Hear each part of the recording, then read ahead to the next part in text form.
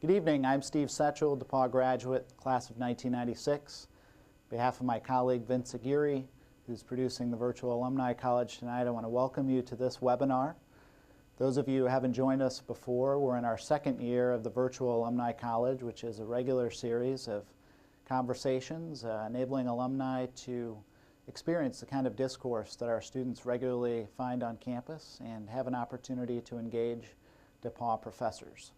Our speaker tonight is Dr. Mary Kertzman, Professor of Physics and Astronomy at DePauw. Dr. Kertzman has been on campus since 1988. She took her bachelor's and PhD degrees from the University of Minnesota. She has taught almost every course in the Physics and Astronomy department at DePauw and also developed some new ones. She is the co-director of the McKim Observatory on campus and also a founder of the Women in Science program at DePauw. So we really appreciate her giving her evening with us tonight, and she's going to speak on exploring the extreme universe. Dr. Kertzman, thank you. Thank you. Thank you all. So I'm going to be talking about high-energy gamma ray astrophysics as a window to the extreme universe. It's a field I have worked in since about a year before I came to DePauw. It's a little different than my graduate field, but it's what I did after graduate school. So we're going to start with what are gamma rays? Seems like a good place to start. I'm going to give you an answer, and the answer is, oops, click a little more carefully. There we go. The gamma rays are the highest energy form of electromagnetic radiation. So your next question is going to be, well, what's electromagnetic radiation? And you actually know the answer to this. Visible light, for example, is part of the electromagnetic spectrum. But you also know about radio waves and microwaves. I'm assuming you've heard of ultraviolet light. Put some sunscreen on to protect yourself from it. You've probably experienced X-rays at a dentist. And then last, we have gamma rays.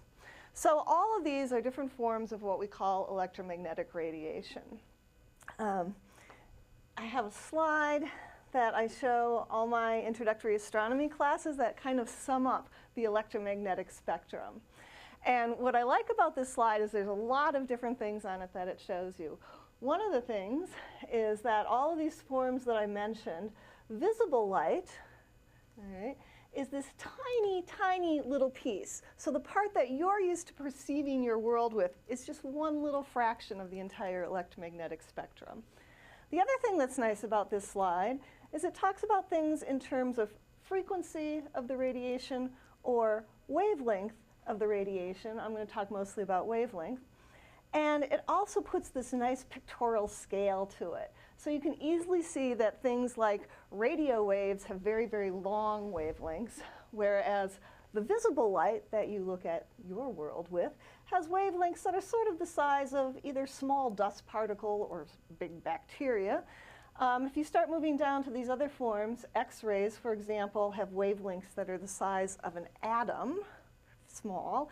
And when you get to the field of gamma rays, you're talking about things that have electromagnetic radiation that has wavelengths the size of the nucleus of an atom. So incredibly small. Okay. What's not on this picture is a scale in energy, so I've added that. Low energy over there with the radio waves, high energy over on the side with the gamma rays. And should you ever want to remember that, you don't worry, do you, about radio waves going through you? No. But you do worry about ultraviolet. So as we move to the shorter wavelengths, you already have sort of an intuition that it has more, the shorter wavelengths have more energy, something with them that you worry about it. If you go to the dentist for an X-ray, they put the big shield to protect you from some of the X-ray radiation exposure. And as we go up in towards the gamma rays, they're the highest energy form of radiation. So back to the highest energy form of radiation, of electromagnetic radiation. The field that I'm going to talk about we call very high energy gamma rays, and they are over there in the margins of the textbook, if you will. So not even on this scale, it's way off on the edge. So, all right. The motivation for this field, since it is the highest form of electromagnetic radiation, that we have, that means the places that it comes from are also going to be extremely energetic phenomena. So they are the most energetic things in the universe that can create gamma radiation at this energy, and therefore interesting astrophysics. If you're studying things that are these extreme energies, you just sort of expect that they're going to be interesting. And my personal interest comes from my graduate school work, which was study of cosmic rays, and we may or may not have time to talk about that.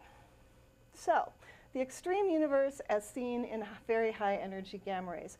I'm going to divide things into extragalactic objects, so objects that are outside of our own galaxy, and galactic objects, objects that are within our galaxy.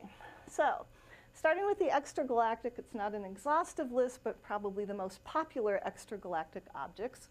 First thing I'm going to mention is a really awkward name. We just call them AGNs. Stands for Active Galactic Nuclei Galaxies. It's kind of an awkward phrase, but these are otherwise normal-looking galaxies that have something unusual going on in their centers. So they earned this name, which we all just say AGN because the whole phrase is a little awkward.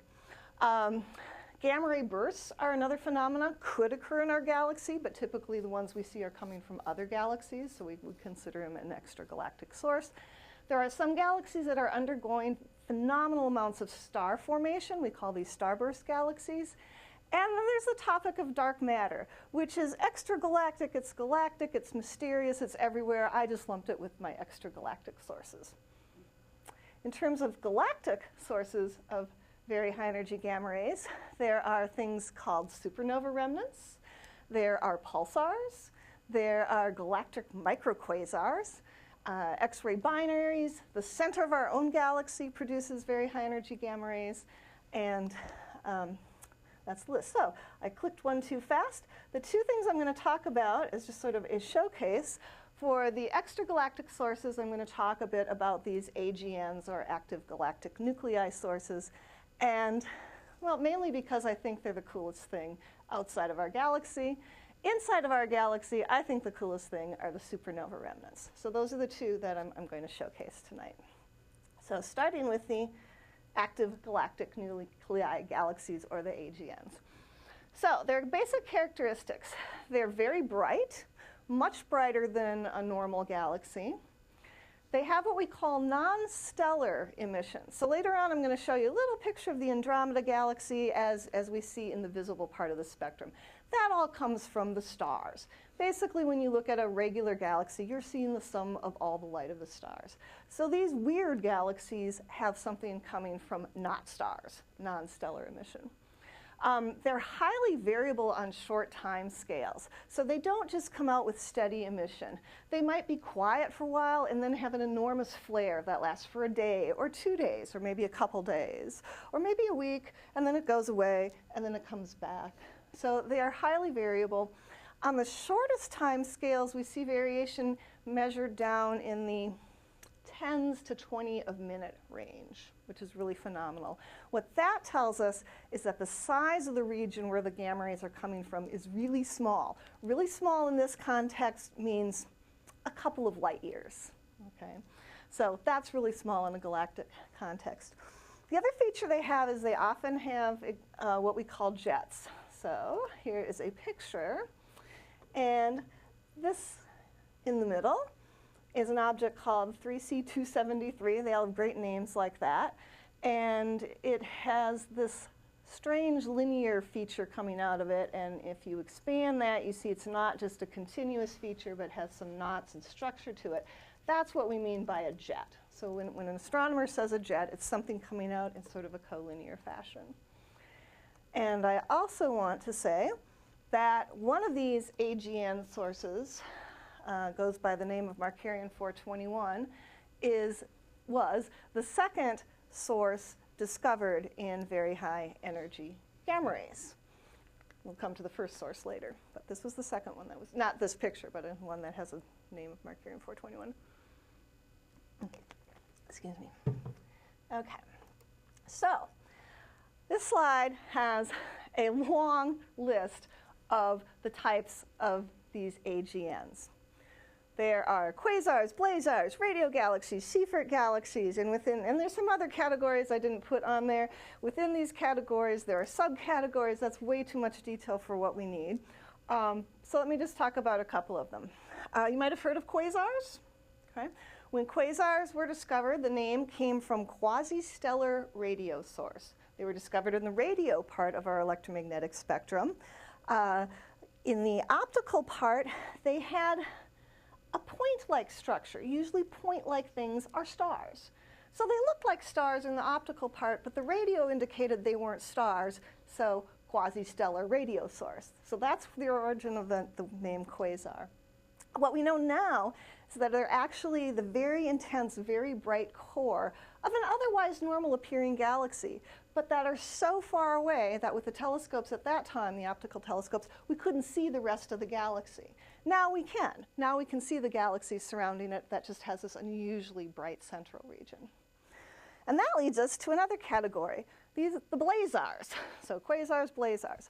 Blazars are when the jets that I talked about are coming pretty much straight at us. A little bit to the side, but more or less straight at us. When we're looking down the jet of one of these objects, we call it a blazar. The radio galaxies are unusual because they have enormous lobes, is the jargon we use, enormous regions of radio emission extending way past the galaxy, containing 10 times more energy than the rest of a normal galaxy in this great deal of radio emission.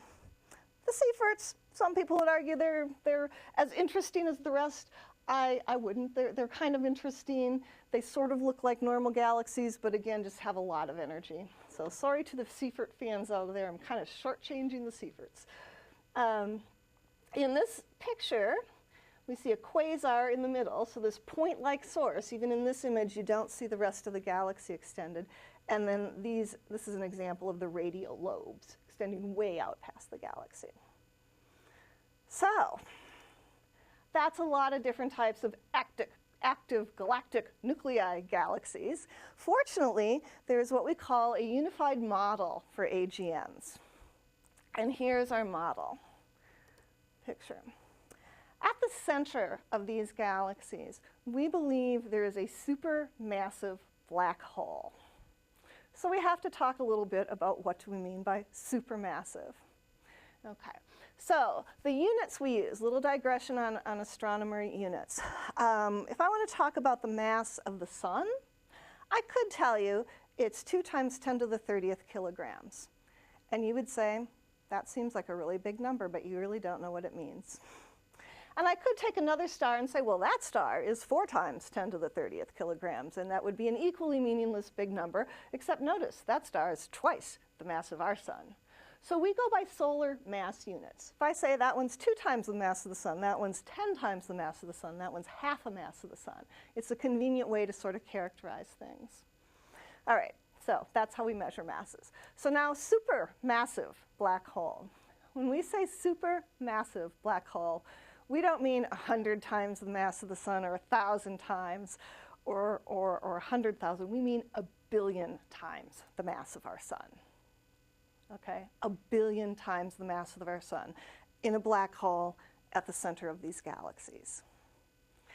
And around that black hole, this is another critical part, we have gas and dust in a big swirling disk, we call it the accretion disk, of material that's gotten caught in the gravitational pull of the black hole and is getting swept in to the black hole. It doesn't go straight into the black hole, it swirls around and takes its time and goes and finally enters the black hole. That process of the material getting into the black hole does some interesting things. There are a lot of theories out there about exactly how this happens, but energy and matter gets shot out of the black hole perpendicular to this accretion disk of material. All right.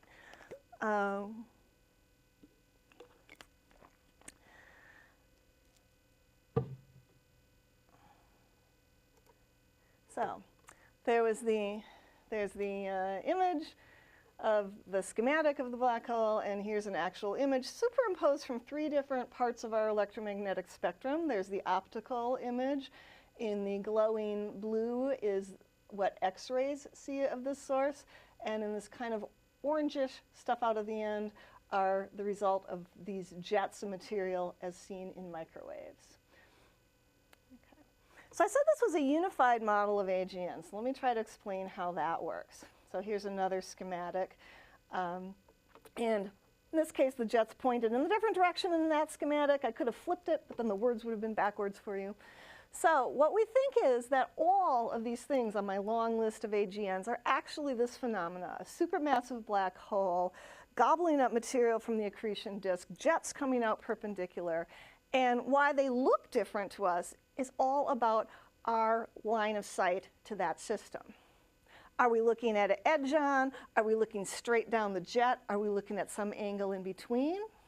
So if we look at it from the side view here, we would see the radial lobes extending out. If we look from this view, we're looking straight down the jet, we'd call it a blazar. So we believe that they are all the same entity, it's just our direction of line of sight to it that makes the difference of what we see. In terms of the gamma rays, we believe by looking at these flaring timescales, these really short timescales that we see variations in the gamma ray flux, that the gamma rays are actually originating very near where the material in the accretion disks goes down into the black hole. And so we can use the gamma ray signatures as a probe of what's happening in those places and can hopefully be able, by looking at the spectrum of the gamma rays, be able to distinguish between the different models of exactly how does this happen. The material goes in, the jets come out, and what's going on. All right. So you would think, why wouldn't I just stop there and just study active galactic nuclei? Because they are pretty unusual things. But I find that the galaxy has some unusual things. I'm mostly going to talk about the supernova remnants, but I'm just going to say a word about galactic microquasars. Great name. Galactic microquasar is just like the thing I just described, except on a stellar scale. Instead of a supermassive black hole, it's an ordinary black hole. If you can put ordinary and black hole together, it's an ordinary black hole in a binary system with a companion star, and the material from the companion star is swirling into an accretion disk around the black hole, and we get jets out. So that's why we call it a microquasar. It's a very similar looking thing, just a totally different scale. Instead of 1 billion solar masses in the black hole, it's 10 solar masses in the black hole doing this. So you'd think, why wouldn't I pick galactic microquasars to study? And it's because I really like supernova remnants. So I'm going to tell you about supernova remnants. Okay. So supernova remnants. There's a picture of the one that I spent this summer studying. Its name is IC443. It's a really interesting creature. I want to tell you about gamma rays from supernova remnants. But before I can tell you about gamma rays from supernova remnants, I better tell you about supernovas, because we can't talk about supernova remnants until we talk about a supernova. And that's going to lead us to the topic of nucleosynthesis in massive stars, which is actually another one of my favorite topics. And just maybe we'll mention cosmic rays, and maybe not. We'll see. So, talk about a supernova. Basically, a supernova is the explosion of a star. And I'm going to limit myself to a type Roman numeral 2 supernova, which is the explosion of a massive star. And here, in this context, massive means about 8 times the mass of the sun. Okay? There is a tremendous amount of energy in this explosion. It is the energy that our sun puts out in its entire 10 billion year lifetime, released basically all at once. Okay, wrap your minds around that one. It outshines its host galaxy. Here's a picture of a recent famous supernova. It's not all that recent. It happened in 1987, but it's still the nearest supernova in modern times. So here's the galaxy. It's the Large Magellanic Cloud. It's a small, irregular companion galaxy to our own. You can't see it in the northern hemisphere. You have to be in the southern hemisphere to see this. And there's the before picture on the top and the after picture. And just in case you didn't notice this extra star, the publisher put an arrow towards it. But I think it's pretty clear that that star was not present like that in that picture. The star was there, just it was shining at a normal brightness and not at that brightness. When these things explode, they leave behind something that we call a neutron star. And we might see that neutron star as another interesting object called a pulsar, or we might not. Again, it depends on the orientation of the system. So the next question would be, well, why do these massive stars explode? Okay. And is the sun going to explode? No, don't worry. The sun won't explode in a supernova. To answer why these stars explode, we have to talk about what powers a star, and it's nuclear fusion. So our sun's energy source is the fusion of hydrogen to helium in its core. That releases energy that gives us the nice, stable 10 billion year lifetime of our sun.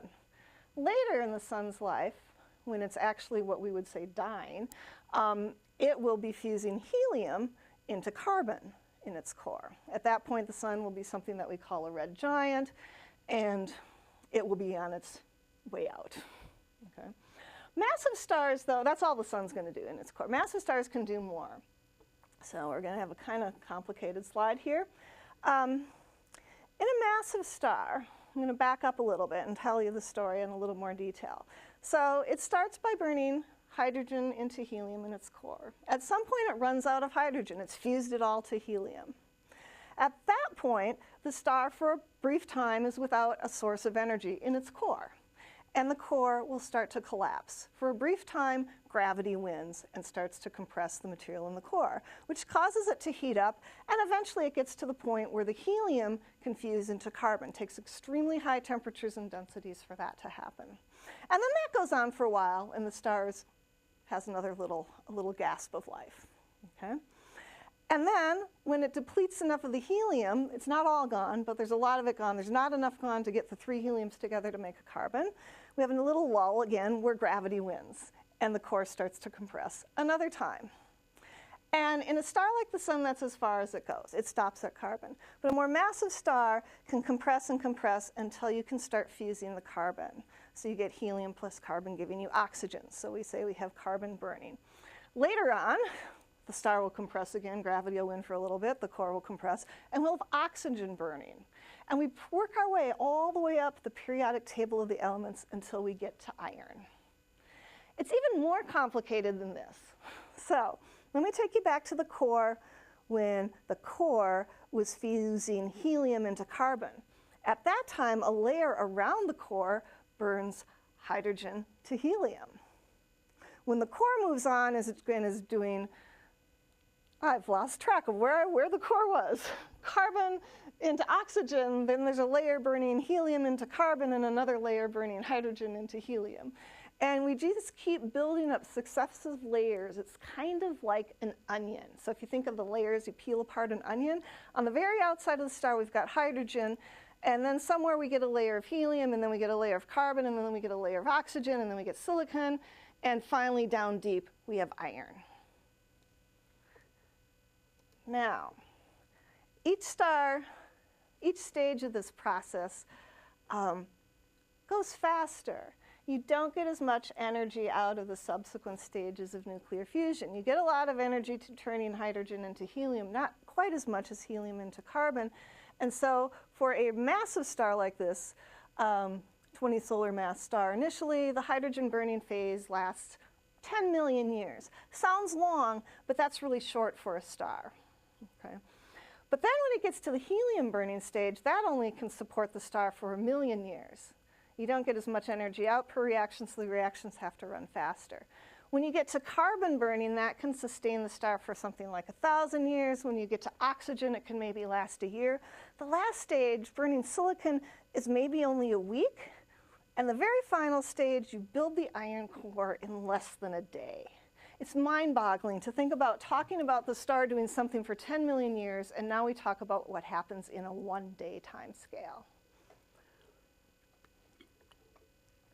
Okay, the star building iron in its core is a really critical point in our story, but I'm going to put that point in our story just on pause for a moment to give you an advertisement for something else that I find really fascinating. And that is, I want you to just think for a moment about what this picture says. All of the elements of the periodic table, and I have a periodic table handy, were processed and made and created in stars. And this periodic table is nice because it's color-coded by what kind of astronomical process the elements are made. So the Big Bang makes hydrogen and a little bit of helium. A lot of the elements you're familiar with are made in, the one quibble I have with this slide is instead of saying large stars, it should say massive stars. But it's made in massive stars. And then look at all these elements colored in blue. They are made in the actual supernova explosion. So we have elements that are made in the normal lifetime of stars, and then we have more elements that are made during the actual supernova explosion. So I want you to just notice something around you. It could be the water bottle that I've been drinking out of. Plastic. So what's in plastic? It's hydrocarbons. So the carbon in there. So that carbon that's in my water bottle came from the inside of a star. I wore my silver bracelet tonight just for this point, okay? Silver, if you have anything silver on or anything gold on, silver on the chart is here. It comes from supernova and from massive stars, and gold is all from supernova. If you have on a piece of gold jewelry, you are wearing star stuff that was made when a massive star exploded. Is that not cool? Yeah. So that was a little bit of a digression from our story, but it's just so cool I had to throw it in there. All right, so back to the iron core. We have a massive star that's built up to an iron core. What happens next? It's bad. It's really bad. There is no more possibility of nuclear reactions at this point. When you get to iron, there's nothing that the star has. So gravity wins. Gravity starts to compress the core. It heats to these incredible temperatures, 10 billion Kelvin. It's just a mind-bogglingly hot, incredible temperature. At that temperature, the iron that the star has built up actually breaks apart. It's ripped apart. All this work to make iron, which then gets ripped apart in the center of the star, back to its protons and neutrons. Gravity keeps compressing it all. The core collapses. The density gets so high that protons and electrons are squeezed together to make neutrons. The neutrons get packed together until they reach the density of a nucleus. Now, normally when you think of a nucleus, you're thinking of like the nucleus of a helium atom or the nucleus of a carbon atom. This is let's just say 2 solar masses of material compressed to the density of a nucleus. All neutrons, simplification, but mostly neutrons, compressed to incredible densities. All right, you with me? So the core collapses and it hits this really, really dense nuclear state, and that's where it stops. That's finally what stops gravity. Now the rest of the material was coming in from the outside, and it hits this really dense core that just suddenly stopped, and you get a rebound effect. This material starts coming out, there's a shock wave that propagates back through the material from the star coming in, some of it down in here hit this dense core, propagates back out, and that's what blows up the star. That's our supernova explosion.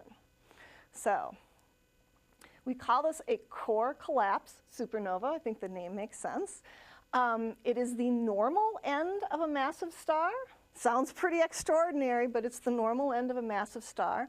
It leaves behind what we call a neutron star, this ball of neutrons at extreme densities. And that's our type 2 supernova. There's some other ways you can explode a star, but I want to just stick with the type 2 supernova, the normal end of a massive star.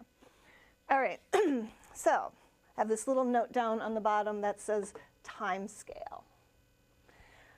And click back my previous slide. All right, starting from here, we built up to the iron core. There are no more nuclear reactions. Gravity wins, the core collapses, the iron shreds back into neutrons, into electrons and protons, which get compressed into neutrons. The neutrons squeeze, hit what we call neutron degeneracy, a great name, stop, and then this rebound. All of that takes less than 1 second. I can't even say it. Even though I can talk really fast, I can't say it as fast as it happens. So, mind-boggling. All right. So, there's our supernova, the collapse of the inside of the massive star, blowing the outer layers out. So a supernova remnant, then, is what used to be the outer parts of the star, all those different onion layers of different material, and then the hydrogen blown out into space. This is a classic supernova remnant. This is called the Crab Nebula. It's in the constellation Taurus, the Bull, a nice fall and wintertime constellation. And I think when you look at this, I think you can see explosion. It's all the debris flying out from the explosion. This is a really fascinating one. We have historical records that different cultures around 1054 AD saw a new star at this location. We can trace the velocity of expansion and see that, yeah, it would have been back at the middle about that time. So it all fits. It's a really well-studied object. We expect to get the very high energy gamma rays from these things from a variety of different places. Down near the neutron star, there are intense magnetic fields. Whatever magnetic field the star had before the collapse got intensified. It got dragged in with this collapsing star. So you have really intense magnetic fields. You have in the region around the neutron star something called a pulsar wind nebula. We could expect to get gamma rays from there. And you still have this blast wave of the explosion propagating out into whatever medium was out there to begin with. We call it the interstellar medium. It's not empty. There's a very tenuous gas out there. So we have a shock wave from the explosion propagating into that. And that's a really likely place to see very high energy gamma rays. So I told you what our second very high energy gamma ray source was. This was our very first high energy gamma ray source. The Crab Nebula was first detected in 1989, not all that long ago in terms of the history of astronomy, and it was in fact our first source. Oh, I didn't want to click there. Yeah, I don't know what I did. Okay, so I gave you my favorite extragalactic source, the AGNs. I gave you my favorite galactic source, the supernova remnants. So now let me talk a little bit about how we really do high energy gamma ray astronomy, because it's really, really different than what you probably think of when you think of astronomy. So I'm going to wager that if someone says astronomy, you conjure up a picture of a nice big white dome building on top of a mountain someplace, maybe. Maybe you think of our McKim Observatory on campus. You maybe think of an astronomer peering through some beautiful instrument looking at the heavens, perhaps. And, that's all pretty normal. I would say normal telescopes all work in similar ways. They focus light. So whether it's an radio telescope, an infrared telescope, an optical telescope, even into the ultraviolet, it's some device which captures and focuses light so that you can use the telescope to see these really faint objects. We produce an image of a source. I mentioned earlier I'd show you a nice optical image of a galaxy, and there it is, the Andromeda galaxy. And that's all great. That's how it all works. Not how gamma ray astronomy works. Turns out that if you're going to focus electromagnetic radiation, you need to build a surface that's very smooth on the scale of the wavelength of the thing you want to focus. So that's possible until you start talking about something like gamma rays, whose wavelength is less than the size of the nucleus of an atom. There's no way to build a surface that's that smooth that you could use to focus gamma rays. So how are we going to do it? We actually think more like a high energy physics type experiment. And so we think of our gamma rays as a beam of particles, and we have a target material, and we build a detector. We just call it a telescope to detect that. And we also take advantage of some pretty cool physics along the way. So here's a schematic of how we do this. It's a cartoon. We have a cosmic gamma ray coming from one of these objects. And it comes into our atmosphere, and it actually undergoes an interaction with the atoms, molecules of air in our atmosphere. And the interaction produces some more particles. And then we put a detector underneath those particles on the surface of the Earth to detect it, and we call it a gamma ray telescope. Doesn't look anything like that little picture, and it's really important to notice that this is very much not to scale. Not at all. So I want to do this interaction bit in the atmosphere, this little piece right here, in more detail. So we're going to start with an incident gamma ray. Okay, so here's where I ask you if you know about antimatter. And some of you I can see, and some of you I can't see. So I'm going to tell you about antimatter. Every particle has an antiparticle. It's identical to it in mass, in all of its properties. It just would have the opposite electric charge. So the electron has an antiparticle. It has its own name. It's called a positron. Protons are another particle. They have a proton has an antiparticle, but it's just called an antiproton. It doesn't get its own name. But I'm going to talk about electrons and positrons, but they form a particle-antiparticle pair, or a matter-antimatter pair. And I'm going to ask you if you have heard of Einstein's famous equation, E equals mc squared. Okay. So there's an equivalency between matter and energy. If I have enough energy, from that energy, I can create a particle-antiparticle pair can be created. Okay. In this case, my gamma ray coming from my AGN or my supernova remnant or whatever I'm looking at has way more energy than is needed to make a particle-antiparticle pair. So when it comes into our atmosphere, it's easy for it to make an electron-positron pair. We call the process pair production. And it can make more than one. I've just drawn one here. Okay? Now, the electron and positron are charged particles, and charged particles going through material, in this case our atmosphere, lose energy by a couple different processes. The one that's interesting here is a process called Bremsstrahling, which means breaking radiation. They're decelerating charged particles, and in your physics class somewhere along the way you learn that accelerating or decelerating charged particles emit electromagnetic radiation. And in this case, because the electron and positron are so energetic because they were made by this really energetic gamma ray, the electromagnetic radiation that they make are also gamma rays. So now these new gamma rays, as well as the original gamma ray, can pair produce and make more electrons and positron pairs. And they can make more gamma rays. And they can make more electron-positron pairs, and they can make more gamma rays. And what we get is what we call an electromagnetic cascade. We start with one gamma ray from an astronomical source, and we end up as this cascade, or air showers, the other word we use, of electrons, positrons, and gamma rays coming down through our atmosphere. Well, that in itself is pretty cool. Okay. It's even better. These electrons and positrons are going faster than the speed of light in air. But wait, you say, nothing can go faster than the speed of light, right? But the rest of that sentence is nothing can go faster than the speed of light in a vacuum.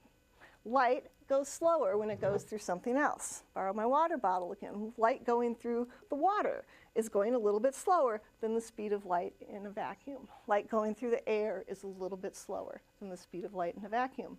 So the particles can be going faster than the speed of light in air. It's called, oh, I haven't finished yet. Some of you will remember what happens when a supersonic aircraft flies over you. When an aircraft is going faster than the speed of sound in our atmosphere, you get a sonic boom. So the similar sort of phenomena here. When the particle is going faster than the speed of light, you get a light boom. We call it Cherenkov radiation. Here's a really cool picture. You can actually see what it looks like. Nuclear reactors have energetic particles coming out, and they are surrounded by water often. And those energetic particles coming out of the reactor emit Cherenkov radiation and cause them to glow blue. So that's a characteristic of Cherenkov radiation. It's peaked in the blue and ultraviolet region. So the electrons and positrons are making this Cherenkov radiation by a bunch of really cool physics. The speed of light in air depends on what we call the index of refraction, which changes through the atmosphere.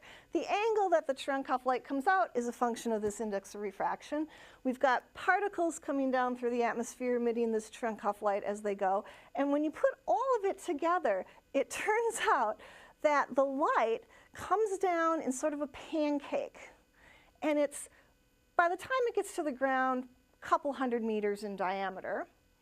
And it's really thin. So I don't know if you got me in the camera, but the light is about this thick in space. A little bit wider at the edges, a little bit thinner in the middle. So about like this, a couple feet, or in time, a couple nanoseconds.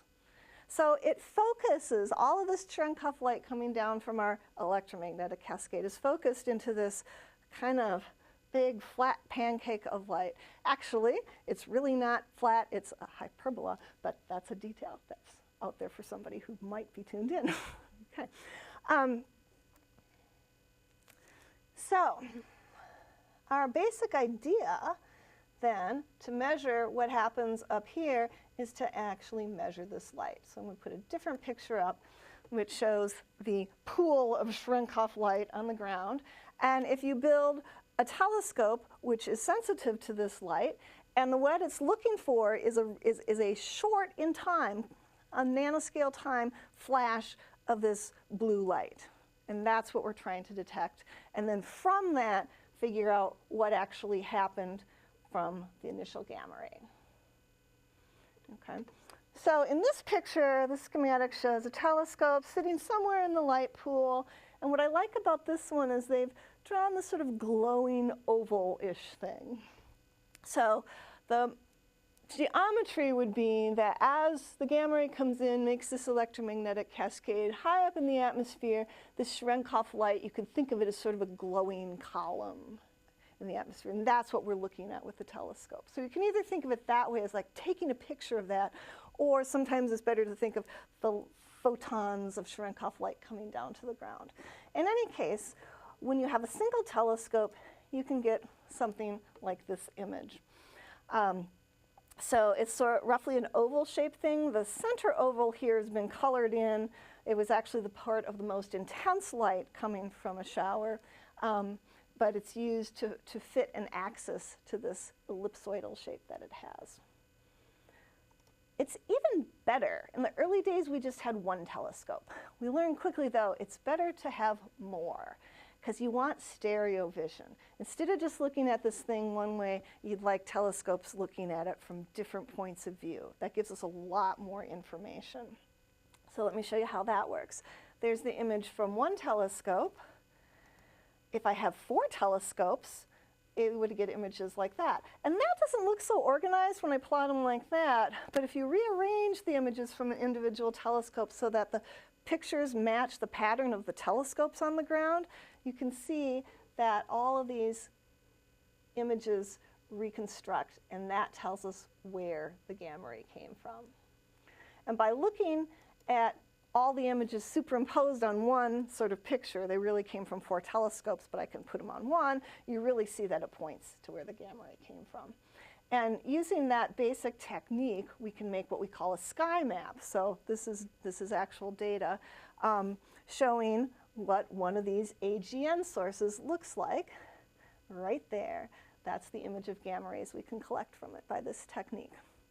Now I showed you this one, his name is W. Coma, because this is really cool. We don't have a really huge field of view in these telescopes, but there was a second AGN in the same field of view. We were looking for this one, and we found this one also, 1ES1218.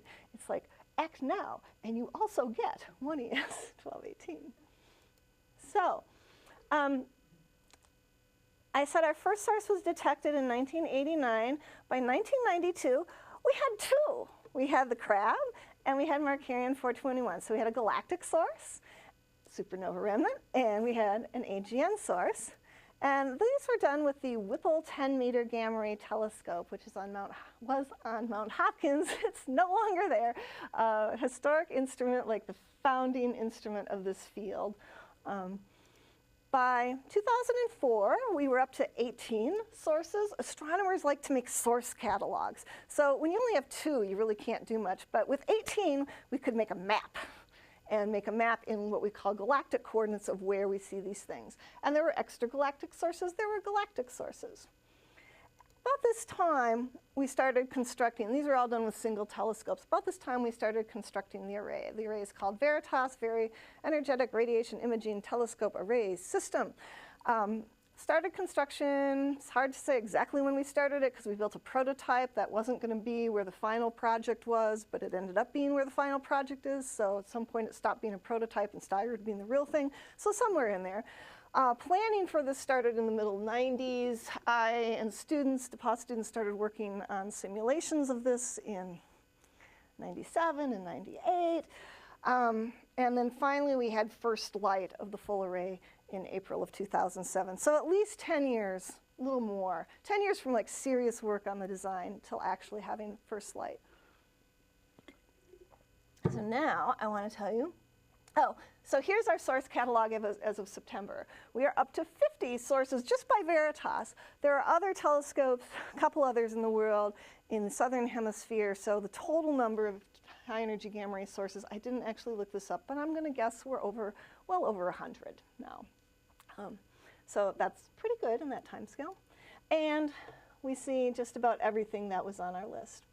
So I'm going to tell you a little bit about VERITAS. We have to get some pretty pictures in here.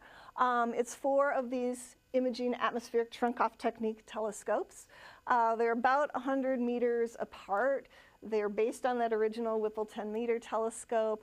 They work in the range of 100 GeV to 10 TeV. Sorry, I'm throwing an energy unit in there I didn't have before. And I showed this picture here because this is, they're all clever names. They're 4 telescopes. We call them T1, T2, T3, and T4. This is T3, and I'm showing you T3 because T3 is my favorite. So I'm going to assume someone there is asking, why is T3 her favorite? And I'll tell you, because in the summer of 2006, I spent 2 very hot weeks in Arizona in August hanging all these mirrors on this telescope. It was awesome fun. So T3 is my favorite. Okay, there's a really pretty picture. It makes really good sunset pictures. Okay, that's like they're very photogenic at sunset. Nights that are good for taking beautiful telescope pictures, though, at sunset are really not good for gamma ray astronomy because we don't want any clouds in the sky. We want a clear detector for our gamma rays to come in and interact, our clear target. But that's a nice picture. Here's a picture of the full array taken from the air, but it kind of gives you the layout. T1 is there, T2 is there, my favorite, T3, T4. This is the Fred Lawrence Whipple Observatory. Here is, come on mouse, there is the visitor center, an administrative building. There's a motor pool back here, warehouse storage, an optics lab, all kinds of stuff. This is really the center of the Fred Lawrence Whipple Observatory. What did I want to point out? In the early days, you see this little building here? This is a semi-trailer, like the trailer from a semi, okay? In the early days, we ran everything from there. Half of the trailer was filled with electronics, and the other half had 4 people crammed in to run everything. In this picture, this is still a parking lot, but we got a building of our own. So here's another picture showing the array from a different angle, and we actually have a control building, which is ever so much nicer than having a shed. I do want to mention, though, this box over here, by each telescope, there's a trailer, and it's the trailer, semi-truck trailer. Okay, and there's T1. Sometimes you need to crawl up this ladder and do something on the camera box. If you're doing calibration measurements, you have to go up there. If you're putting filters on to observe in the moon, we've learned to observe during moonlight. In the early days, we couldn't do that. Now we can.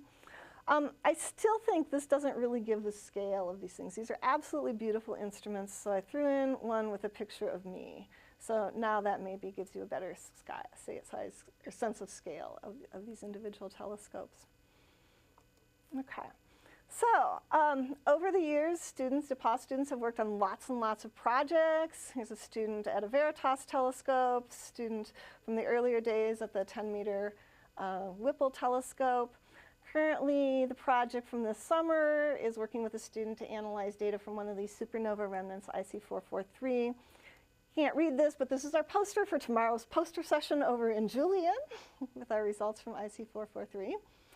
And that's really like the end of my talk, except I want to just, if you'll indulge me for another minute or two, I want to go on and just do a quick night in the life of a VERITAS observer. So some more pretty pictures, kind of a virtual tour of the mountain. You start in the dorm.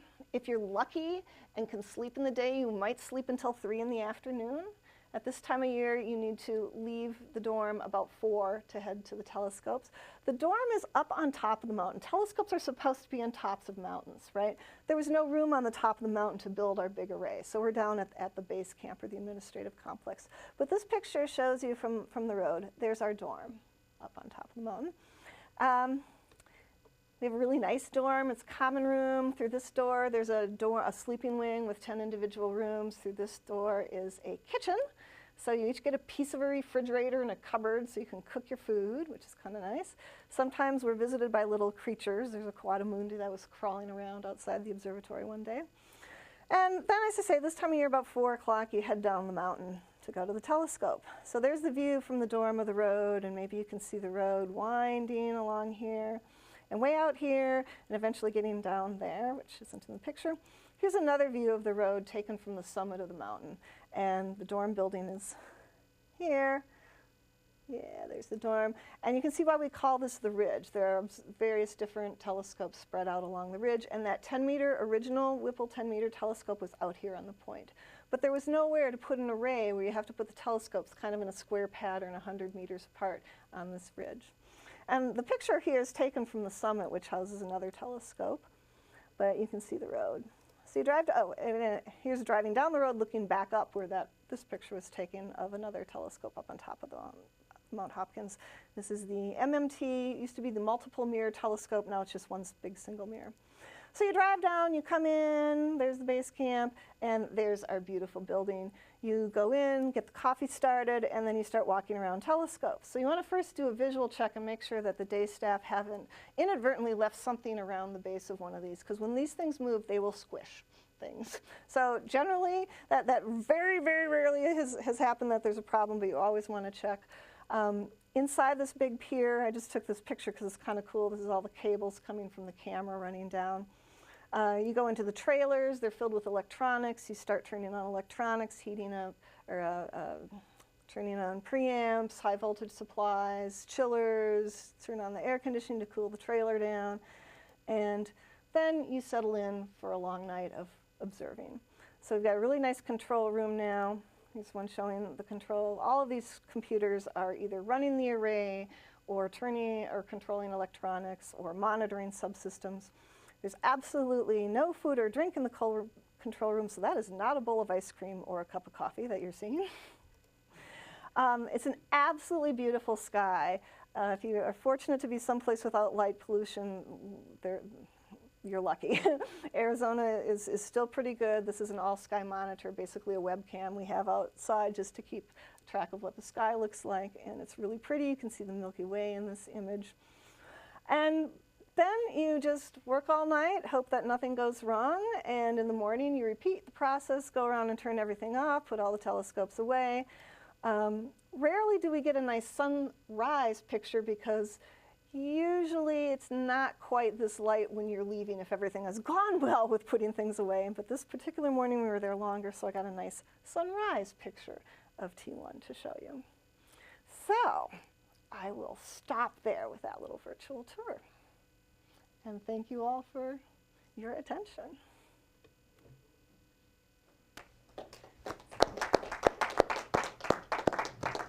Do we have any questions in the house here for Dr. Kertzman? While you're thinking of that, I'll share we've had some social media activity during your presentation. Kaylin Granger wrote in and said, "I'm loving the Virtual Alumni College lecture by Mary Kertzman. Wonderful professor. So glad I took her class in 2012." So Cool. get some That's fans great. out Yay. there. I wonder if you could expand a little bit on some of the collaborative research with students. And I know you've taken students to Arizona in recent years. And what are those physics, astronomy majors? Do you have folks from across the College of Liberal Arts? And what's their experience like collaborating with you? They've all been science majors. I was going to say they're all been physics or physics majors. But that's not totally true. One was a pre-med who went on and did a PhD, MD program who worked with me. But mostly they've been physics majors. So a variety of projects. Usually they're either in the Science Research Fellows program or our internal grants committee has funding for student faculty research. We don't typically observe during the summer. So I like to get students out there, but we usually have to fit it in either before or after the actual summer research experience. So for example, in a couple weeks, my student from this summer is going to go, and he just has a couple nights to at least see it. And sometimes they can stay longer, sometimes fitting in during the school year is a little bit difficult. Did I answer? Mm-hmm. Yeah. So. Wide variety of projects. Right now, the projects would be more in terms of data analysis from VERITAS, what we work on. Right. Your research is identifying the sources. Yes. And do you discover something about the sources and identifying them, or is it simply? Mary, could you repeat the question so our online viewers can hear it? Sure. They may not have heard. So the question was we identify the sources. Is it discovering the sources? What else do we do with them? Discover. Right. What else do we do to discover? It's actually a really good question. This is a fairly new field. Okay. And I guess that's pretty obvious since our first source was detected in 1989. So in the beginning, it was kind of search and discover. And we just, I mean, in the beginning, people weren't sure that objects would emit high energy gamma rays. So to find that they do was pretty exciting. And in the beginning, people didn't even know what sorts of objects to look at. And so there was some, it took a while in a new field to figure out what we were doing. So at first it was kind of search and discover what are the classes of objects that emit these things. With VERITAS, we have enough information by having this multiple telescope reconstruction. We get a lot more information about that incident gamma ray, other than it just was there.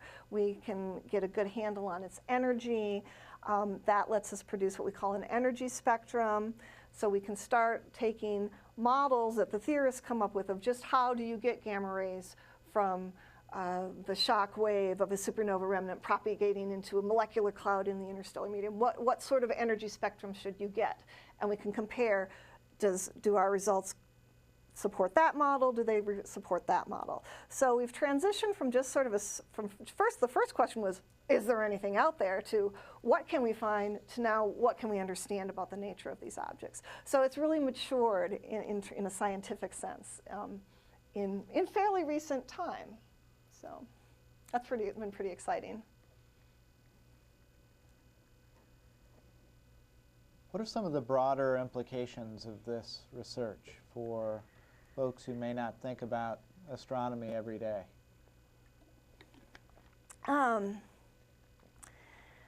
I like to go in two directions with that.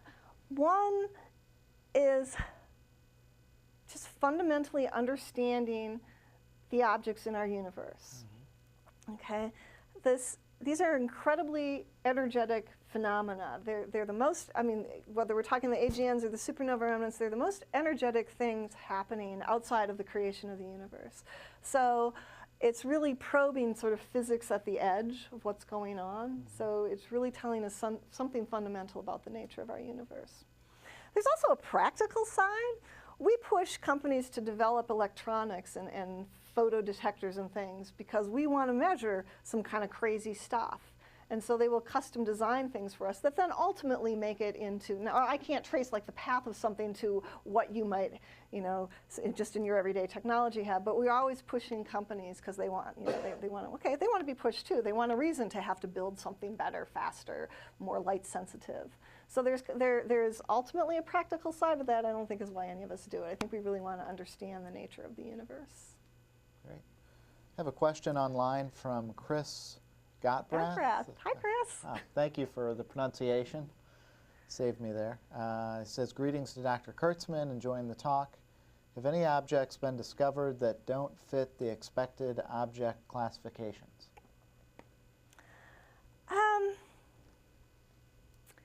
Let me think for a moment how to answer that. Not quite sure what you're getting at, Chris. A lot of things have fallen into the AGN category. We still have some unidentified objects, particularly in the Cygnus region, that there's no counterpart in other wave bands, so those are kind of unusual. Yeah, I'm not sure how else to answer that. Okay. Kaylin Granger actually has followed up with a question. She wants to know what has been or what would be the most exciting or interesting finding in your research? I'm going to tell you what my great idea was. It was the idea that was going to make me famous. It just didn't work.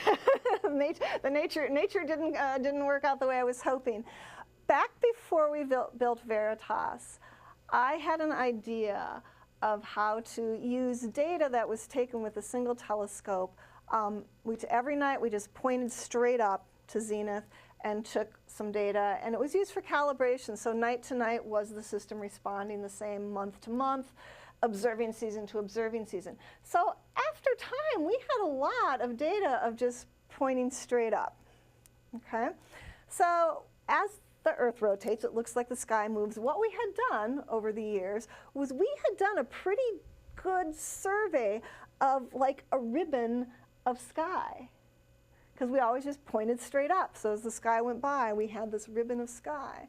So I worked on a project to actually analyze that data, which had just really wasn't like, you know, we weren't pointed at a gamma ray source. It was just our background, which I didn't even talk about the background, but to see if the system was working, you know, to calibrate day to day, month to month. And so if the universe had been kind and had a decent gamma ray source in that ribbon of sky, I could have detected it with this method. But that didn't pan out. But it was still a really cool project. So that was exciting.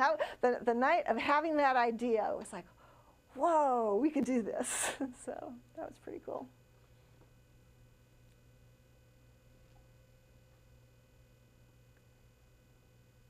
How big of a factor has light pollution been for you in your research? And have you had to modify your approach?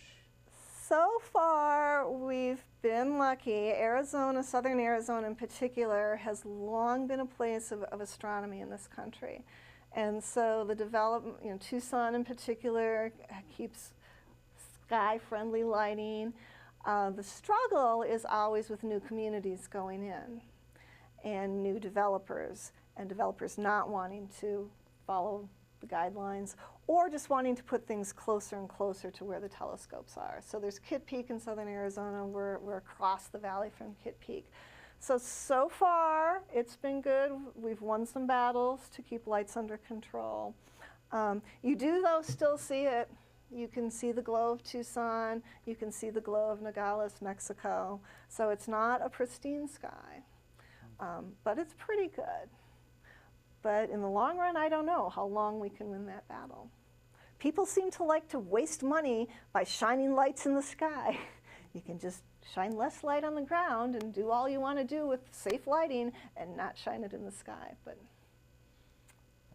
people have to think about that. So, light pollution in Greencastle is another story, a bad story. We have a lot of light pollution here.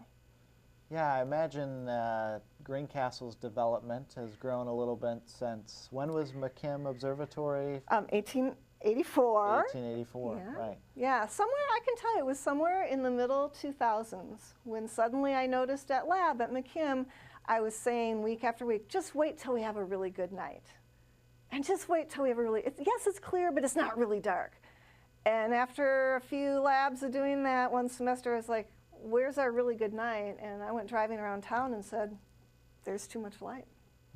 Yeah. So I actually do a project now with the astronomy class. It's the craziest road trip you ever take. We go out in teams and drive on north-south lines, going from about 5 miles south of Greencastle, kind of spread out, drive through the town 5 miles north, and stop every half a mile, get out with a little light meter, and measure how bright the sky is. Huh. But it was in the 2000s when you really began to notice that It was about change. 2008, 2007, 2008, in that range. Yeah. Did you say that's the development of the East Side? I think and it's the East Side. Walmart and all that? Yeah, it used to Yeah. just be Walmart, but now that the car that's businesses, the gas station, Right. banks, all those people have lights that aren't downward directed. Hmm. Kroger's, when they went in next to the observatory, way back, they put in the downward directed lights. You couldn't tell when Huh. Kroger went in. Interesting. And they're very close, but it's the East Side development that's tough. Yeah. Well, Chris Gottbreath wants me to thank you and reassure you that you did answer his question. Oh, good. So I'm grateful for That's that. good. Thanks, Chris. And I think on that note, we really just want to thank you, Dr. Kertzman, for sharing your time and And- expertise. And with thank our you for the alums opportunity online. to Yeah. talk about the gamma ray universe. Yeah, it's been fun, and I would remind our guests here and those tuning in online that our next event in the Virtual Alumni College is November 20th with Dr. Sharon Crary speaking about the Ebola threat, a topic that obviously has been at the front of the public mind in the last few months here. So thank you again, Dr. Great. Kertzman. Yeah. Okay, thank you. Thank you all.